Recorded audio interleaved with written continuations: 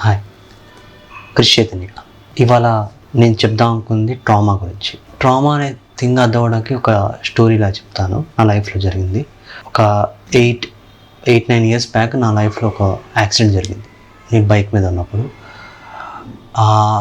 ఆ bike accident వల్ల నేను చాలా మంత్స్ పాటు నేను ఆ బైక్ని ముట్టుకోలేకపోయా.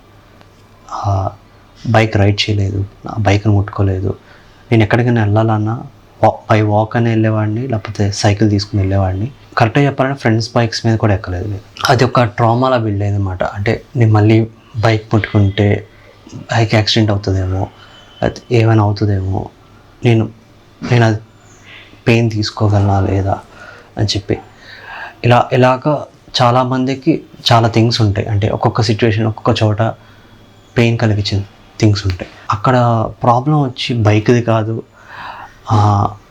ఎదురున్న థింగ్స్ కాదు, చుట్టుపక్కల జరిగిన సిచ్యువేషన్స్ కాదు. ఆ టైం అంతే, ఆ టైం అలా జరిగింది.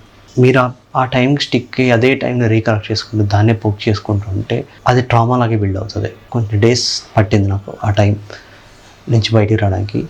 బయటకు వచ్చి ఆ బైక్ని తీసుకుని రిపేర్ చేయించుకొని తిరగడం మొదలుపెట్టా. చెప్పాలంటే చాలామందికి కార్స్లో తిరగడం ఇష్టం, నాకు బైక్స్ మీద తిరగడం ఇష్టం. ఆ రోజు నేను ఆ ట్రామాకి స్టిక్ అయ్యి నేను బైక్ వదిలేసి ఉంటే మేబీ ఇప్పటికి కూడా నేను బైక్ మీద తిరుగుతుండేవాడు కాదు.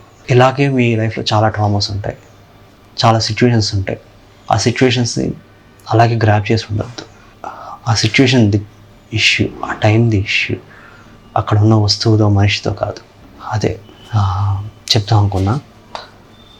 Thank you.